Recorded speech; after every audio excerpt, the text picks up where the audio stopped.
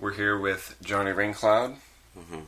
I'm Tyler Deans, your host in this musical journey.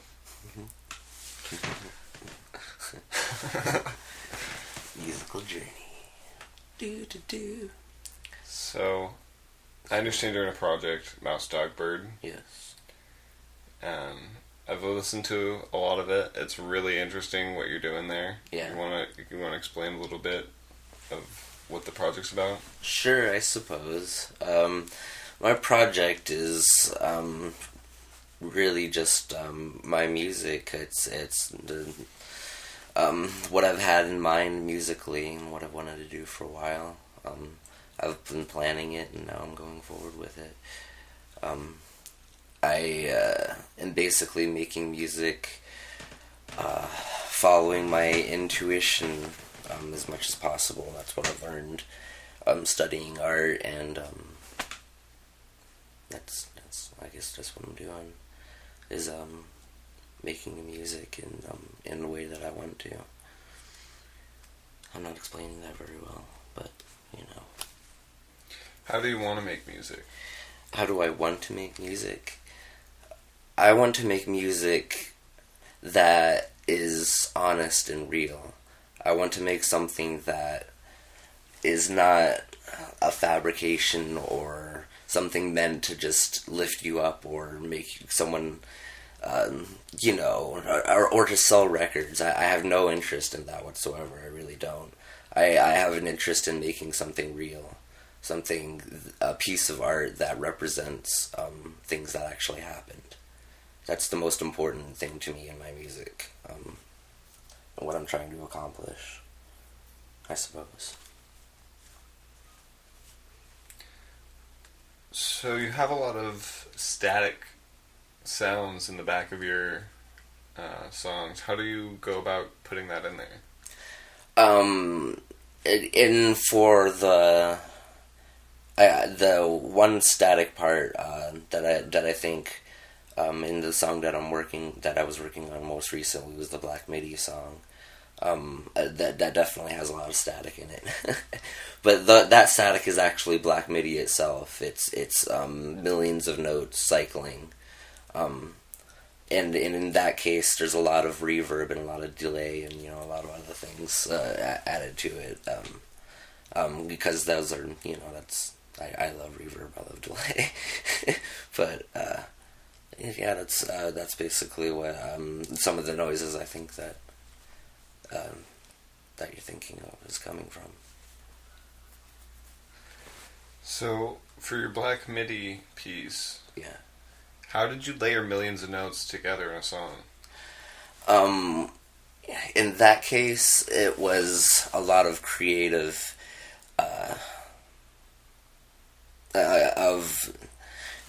this is hard to explain. Gosh, it was a lot of creative computer work, basically. In this case, I had a cycle of notes, and I used my DAW to basically repeat those notes and then to bounce them into other wave tracks, and then repeat those through tracks again. So basically taking it and then moving it in different places so that it made it so that it turned into math, basically, exponentially growing each time I duplicated it, kind of thing. Which was, I made it work, and it was really, I think, creative to do it that way, because I hadn't, I don't know the exact ways of making it, with the things that I have, which is not very good computer. You can't really do real Black MIDI, Right. Which is, it takes a lot of computer, I can't think of the word. You know what I'm saying? Processing power. Processing power in order to do all that. So I figured out a way of putting it in, and I think it turned out pretty well. But not only that, I kind of just wanted to use the song itself has a lot of other synths and a lot of other kind of things behind it. So it's not just Black MIDI itself, which most classic Black MIDI is just the MIDI itself that Right. you're expecting. In this case, I'm using it in addition to my music. or like complementing or a part of the sound that I wanted to accomplish. I love that definitely the sound of the cycling of millions of notes. And in mine, the static, I made it really, really thick so that it just became a wave. And I thought that turned out pretty cool. I think I like the way it turned out. I like the way it turned out too. Sweet. Sounds good.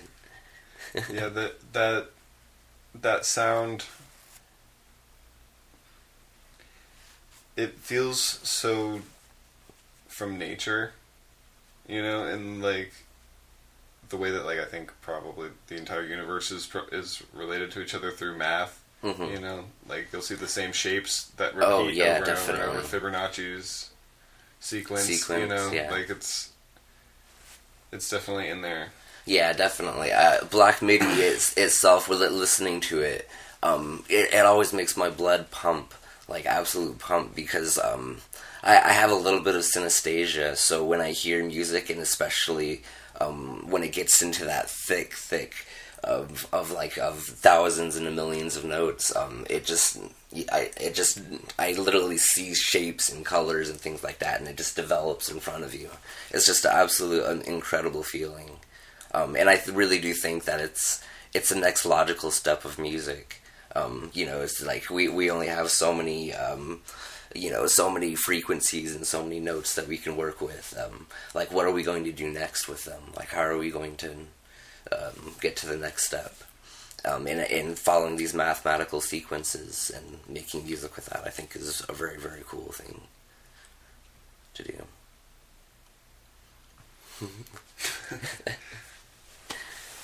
So for someone who doesn't know, what is Black MIDI?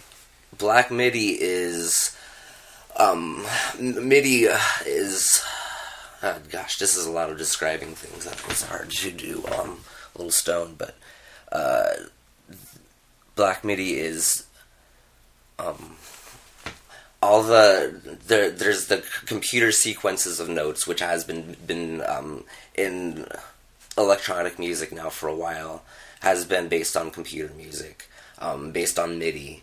It's notes that you can program into a computer basically to make, and which works with modern music. They use MIDI in pretty much everything. MIDI's super common now. It's used in a lot of stuff, and it's great. I love working with MIDI itself, but Black MIDI is where now not only taking the notes, is basically a computer sending out millions of notes instead of just the certain amount of notes, however, for a normal song, or however, whatever you're using the song, the MIDI in the song for. It's just so many notes that if it was written out on a piano staff, that it would be blacked out. It's like it would be black, like huge marks, and sometimes it also makes patterns in the piano roll. You'll see like X's and triangles and other kinds of crazy things because they're based on mathematical computations a lot of times. And I think that that's absolutely fantastic. You're hearing patterns with this, with MIDI, and that's incredible.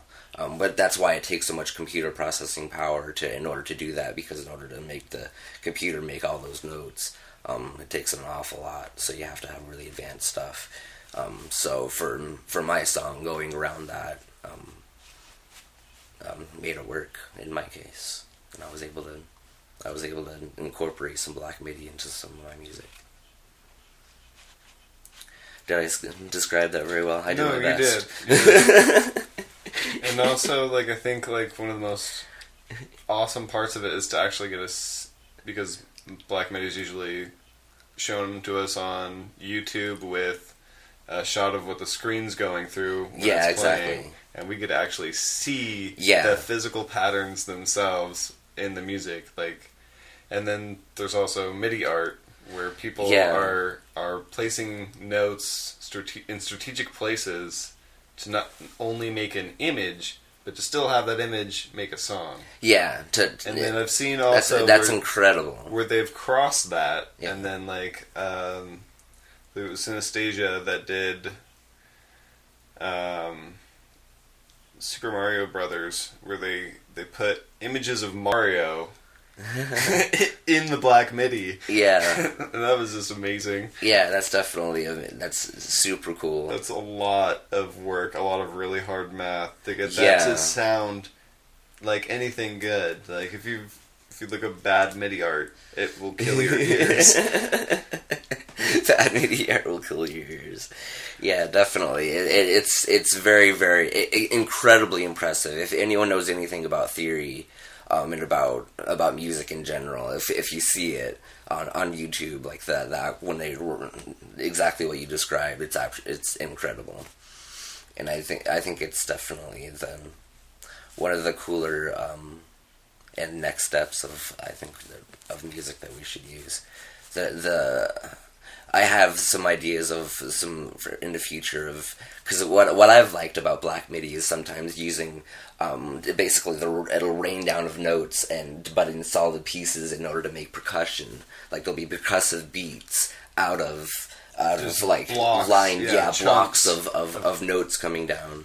And that's something that I would want to try to experiment with soon, is actually having percussive, but Black MIDI percussive percussion, I guess. And I think that would be... That would be definitely a lot less work. Yeah, a lot less work because... You can actually loop it. Yeah. You know? You just need to figure out how to make a snare drum out of a piano. Yeah. And then you've got it. Yeah, definitely. But I think stuff like that is super cool to do, and to just experiment with. And, I really want to. It's cool stuff. Is that the next steps, you think, for Mouse Dog Bird, or...? I would like to. I'd like to try to use some of that, some of those ideas, because I like to, and at least with the different songs and how they progress, to use different things and new ideas in them.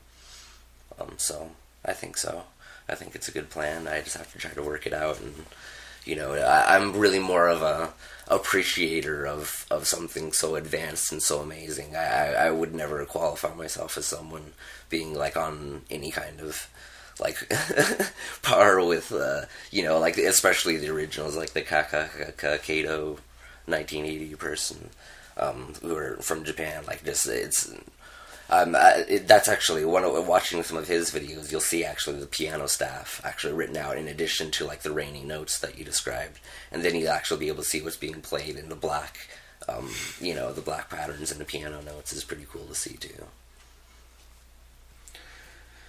So tell me a bit about yourself. Earlier you were telling me a bit about going back and forward from Ohio for school. Yeah, I went out to Ohio to go to school, and I studied art out there, and I really found myself artistically, and thought about because I had been a musician before then, and I had been playing a lot, but I didn't really have as much of a guidance and a plan as far as what I wanted to do with my music and the rest of my life, I suppose, but I found that, and now here I am going forward with it, basically. Ohio is a cool place, very beautiful. I met some great musicians out there, for sure. We were talking earlier about the kind of the difference between Arizona and some other places with what our scene offers. Oh, yeah. I seem to be, I grew up playing here, and I just, everyone in Phoenix has always been super supportive, I think, especially all the other musicians, we were just super cool to each other and supportive, and even if there's not a lot of people going to shows necessarily on a weekday, at least the musicians are going to be there, and, you'll make friends, and you'll make fans with other musicians in that way, and that's really, really cool. That's definitely the case with other places, but I think it's especially so with Arizona and Phoenix. Because me going to other places, and I kind of went in with the same kind of spirit, and sometimes people are taken back, like, oh man, why are you so supportive? Why wouldn't I be? Kind of thing. Yeah. But not other places are bad necessarily. I'm just saying I think Phoenix is awesome in that. And after leaving and coming back, it's still the case. We still have that culture, and I think that's the best part about Phoenix music scene and Arizona's music scene. I feel like the artists out here support each other so much that alone just keeps the ball rolling and keeps it so that artists can always perform. Definitely. Because other artists will go and to their show every night, you know? The artists are going out every single night. Yeah. And that's like keeping it alive, and I feel like the like couple extra people that end up going to, you know, the bulk of the shows that are out here end up saving it. You know, the bulk of like the smaller like bar club, you know, not club but bar scene shows. Yeah. You know, the few people that are coming out, I think, tip it over and like allow that to survive just off of that. Yeah, definitely. And I'm very, very grateful to be a part of that. Coming back, it's just been awesome. I've had lots of shows, lots of opportunity to play. That's the only thing I want is to play my music. And so I've been really happy to be back. It's nice. What inspired you to want to create what's real over what's manufactured? It's the only art that I can honestly make. It just doesn't come out of me in any other way. I mean, and when it does, it doesn't feel right. It doesn't feel like me.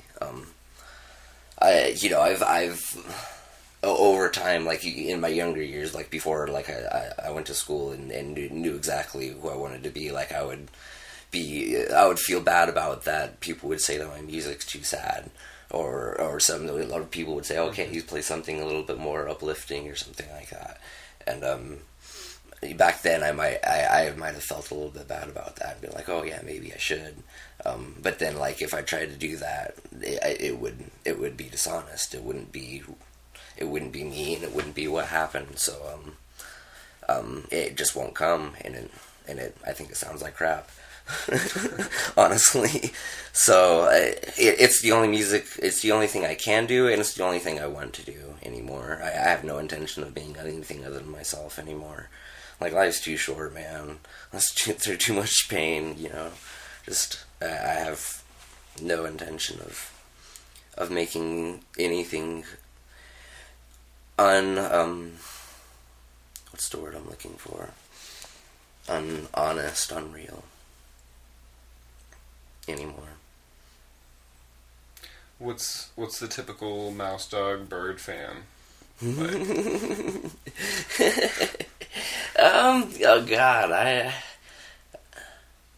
I'd say someone who understands that life is not just a mix. Is not just all positive, and it's not just dwelling on the negative, but it's realizing that there's negative, but that life can also lift you up, and there's hope, and there's good things in it, you know. So it's a mixture of good and bad things.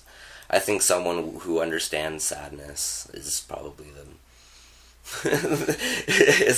the most close fan, I guess, is what you're saying. Fan person. I know you're not trying to make it sound too dark, but yeah. But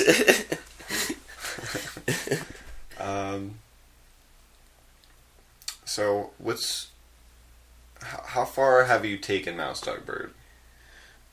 Like musically. What do you think's been like your height, like in the musical career so far? I suppose.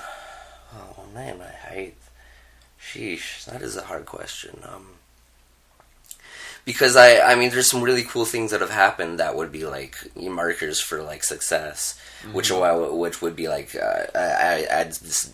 it sounds. I hate talking about stuff like that because I'm not that kind of person who like is like, oh, you know, it's hard for me to promote myself and to do that kind of stuff because it's just difficult. But anyway, what was I saying again? We're talking about the height of your music. The height. Okay, thank you. So Yep. The height really is like the parts that we were talking about that were like superficial. I'd say would be like being on the radio. Like I had my songs play on the radio. Like that's what I was saying that I hate. What about like the real for you? But like what do you consider? Yeah. That's what I was height? gonna get to. Like what my for me would be gosh. I don't know, just my little sister being proud of me, honestly. That's really what it comes down to. Is that my little sister, like, you know, is watching me and seeing the things I'm doing, and that she's proud of me. You know, I think that's one of the best things for me. Once like whatever you get into, whatever you decide that you like, and you start down the path, you know, whatever path you choose, and you start showing success, like, I love how that can inspire others. Yeah. You know, like, especially the people that were closest to you, the people that supported you in the beginning, like, having, like, it's so funny, like, because they supported you the hardest. They were there from the beginning, and then when, like, you actually get success, they're the person that's the most surprised. Yeah. They're like, holy shit, what? Yeah, I never saw this coming. It is kind of funny, yeah. It is. I definitely got a little bit of that, but you know, you're also super happy and supportive, and that's all cool stuff, I guess. Where would you like to see? Like, I know, like, you're not interested in the superficial, so this is probably like gonna end up being a really introspective question, but it's not meant to be. But where do you want to end up with this? Like, what impact do you want to make, or like? I want to affect someone the way that I was affected by music when I was young. My life was saved by certain music. It literally was in a few times the only things that like gave me hope and made me want to keep going. I want to make someone stop when they're driving down the road, pull down over to the side of the road and stop and listen to the song, because that's what, like, some of the best songs that I've heard that really affected me. That's what it made me do. It made me stop what I was doing and actually listen to this. That's what I want to accomplish more than anything. Is I want to, even if it's just one person, then I did it. You know what I mean? That's the Absolutely. kind of impact that I want to make more than anything. That's awesome. Yeah. Sometimes I can come up with a good answer if if I don't ramble too long. I guess it does take a certain, in order to get out and play music, you have to really like think a lot of yourself. You have to, I mean, not in a bad way. Like you have to be like, you know, like pro me. You have to really, what's that word? Ambitious. That's what I'm looking for. You really have to be ambitious. And for me, I'm not necessarily ambitious for those certain kind of other things. I'm ambitious in a different way, but I definitely am. That's what's pushing me to do that. But maybe that's the biggest difference, is that just that in order to do music in itself, like a lot of people who are really great musicians, even as good as me, aren't doing it because they're just not ambitious. For whatever, just not pushing them enough to get over their fear.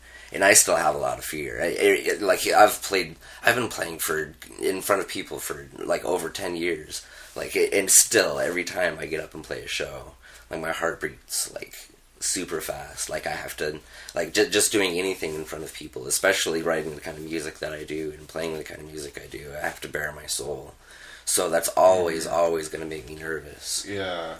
So it's something that every single time I do it, and get up and do it, I'm having to overcome a lot.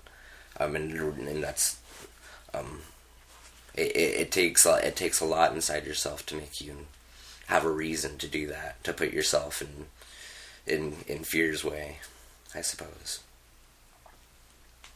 So maybe that's that other people are just more okay with being pro themselves.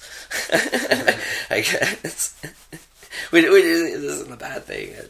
I'm just an awkward person. It's whatever. It's all good.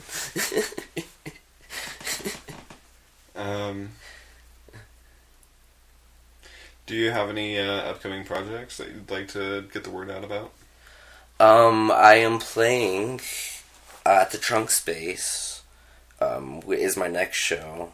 Let me look up the date. But my next project really is finishing my EP, my album that I've been working on nonstop for over a year now. Every single night I've been writing and piecing this thing together.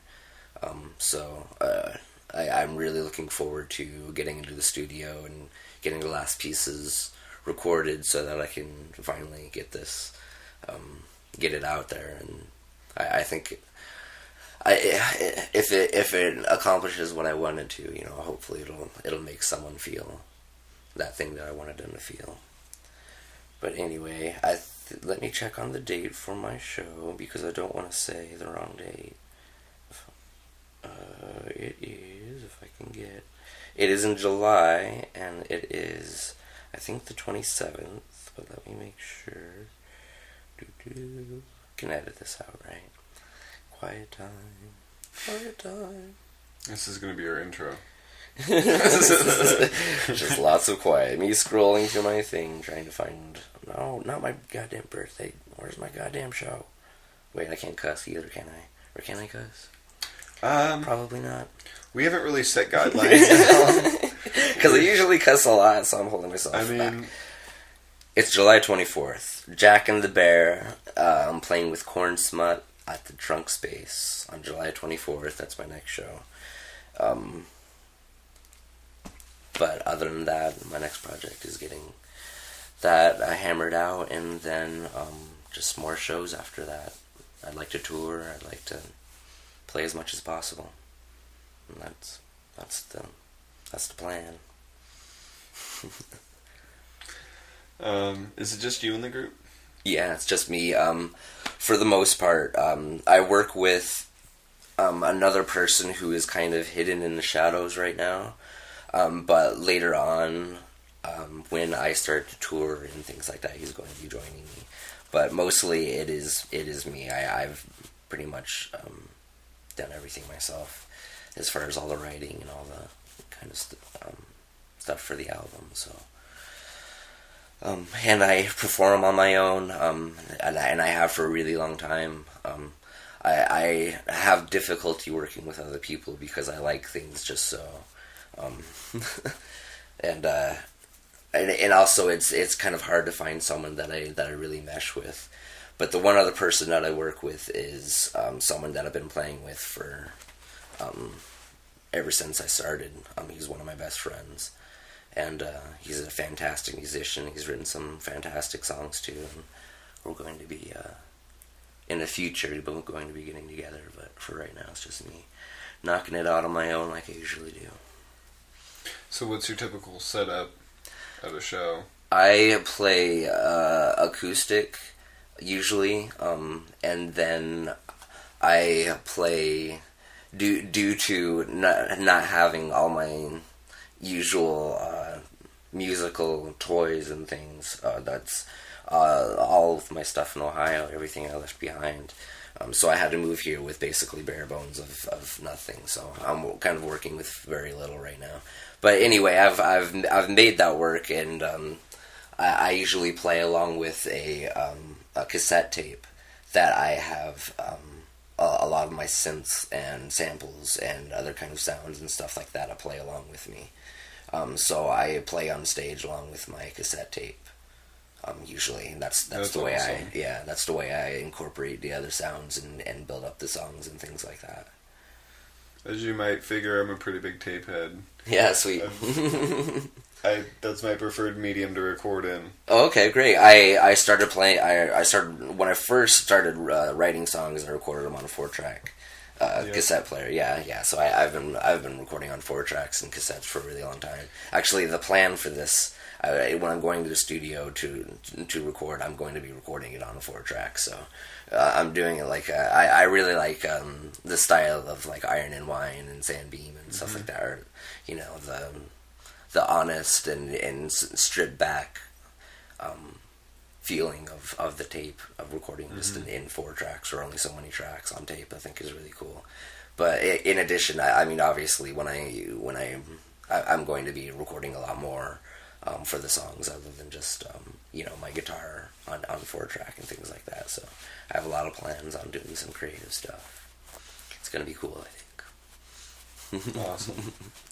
Yeah, but I play along with the cassette tape, and I think it's pretty cool. It gives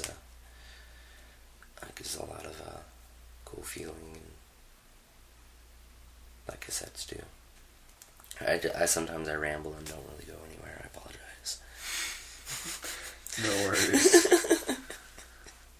Honestly, I can take like any one of your rambles and make it look so smart. It doesn't matter. Awesome. Because I do not look smart. No, we got a lot of good stuff in this interview. Okay, sounds good. I that's the bad part about being a stoner, I guess, is you know, sometimes in interviews it's hard to properly say the things I need to say, I guess. I mean, you don't get the like Jimmy Fallon enthusiasm, but like I think it's always more interesting to get like you get a lot deeper answers from stoners though. Like they'll take the question, kind of rephrase it a little bit for you, and answer that. You know? Sometimes, yeah. I can find myself doing that sometimes. Yeah, that's for sure. Whoops, but you know, close enough. Do you have anything else you'd like to add? No, I guess that's pretty much it. I'm stoked that people liked my track. You know, I'm really happy about that, and you know, I feel very lucky to be doing this, and just thanks for everything, everybody. Yeah, I think I did it. Without fucking up too bad.